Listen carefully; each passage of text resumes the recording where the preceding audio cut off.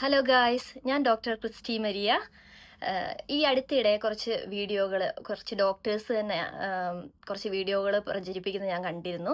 മറ്റൊന്നുമല്ല, നമ്മുടെ കർക്കിടക മാസത്തിൽ മുരിങ്ങയില കഴിക്കുന്നതുകൊണ്ട് കുഴപ്പമില്ല എന്നൊക്കെ പറഞ്ഞുകൊണ്ട് കുറച്ച് ഘോരമായിട്ട് വീഡിയോകളൊക്കെ പറഞ്ഞ് പ്രചരിപ്പിക്കുന്നുണ്ട്. പക്ഷേ ഒരു ആയുർവേദ ഡോക്ടർ എന്ന നിലയിൽ ഞാൻ അതിനെ പൂർണ്ണമായിട്ട് എതിർക്കുന്നു.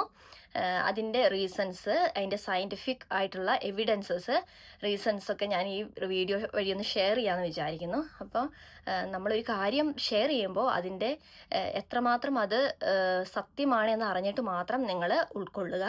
അപ്പോൾ ഈ വീഡിയോയിൽ ഞാൻ കർക്കിടക മാസത്തിൽ എന്തുകൊണ്ട് മുരിങ്ങയില കഴിക്കാൻ പാടില്ല എന്നുള്ളത് നിങ്ങളുമായിട്ട് പങ്കുവയ്ക്കാം. കർക്കിടക മാസത്തിൽ പൊതുവെ നമ്മുടെ ശരീരത്തിൻ്റെ ദഹനശക്തി കുറവാണ്. മുരിങ്ങയിലയിൽ സെല്ലുലോസ് എന്നൊരു പദാർത്ഥമുണ്ട്. ഈ പദാർത്ഥം ദഹിക്കാൻ വളരെ പാടുള്ള ഒരു കാര്യമാണ്. അപ്പോൾ ഈ ദഹനശക്തി കുറവുള്ള ഈ സമയത്ത് നമ്മൾ ദഹിക്കാൻ പാടുള്ള ഒരു സാധനം കഴിക്കുമ്പോൾ എന്താ സംഭവിക്കുക? അതൊരു കോമൺ മാനോട് ചോദിച്ചാൽ വരെ അറിയാൻ പറ്റും. നമ്മുടെ ശരീരം അതിൻ്റെതായ റിയാക്ഷൻസ് കാണിക്കും പുറത്തേക്ക്, അല്ലേ? അപ്പോൾ അതാണ് ഒന്നാമത്തെ കാര്യം.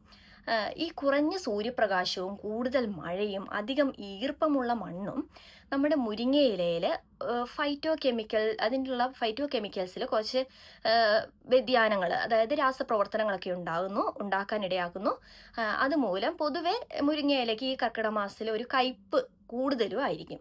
അപ്പം അങ്ങനെയും കഴിക്കാനായിട്ട് ചെറിയൊരു ബുദ്ധിമുട്ടുണ്ടാകും.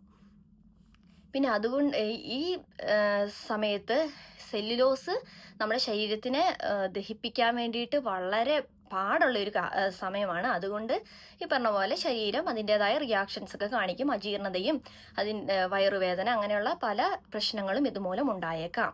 അതുകൊണ്ടാണ് മുരിങ്ങയില നമ്മൾ കർക്കിടക മാസത്തിൽ കഴിക്കരുത് എന്ന് പറയുന്നതിനുള്ള പ്രധാന ഒരു കാരണം എന്ന് പറയുന്നത്.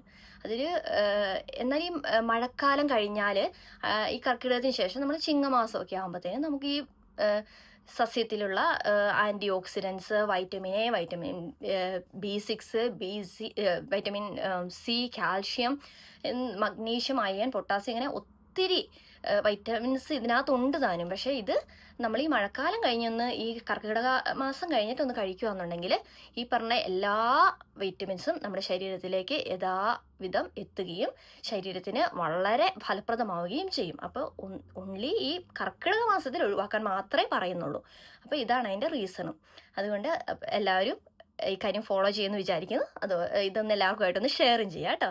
അപ്പോൾ അടുത്ത വീഡിയോയിൽ കാണാം. അതുവരെ എല്ലാവർക്കും ബൈ.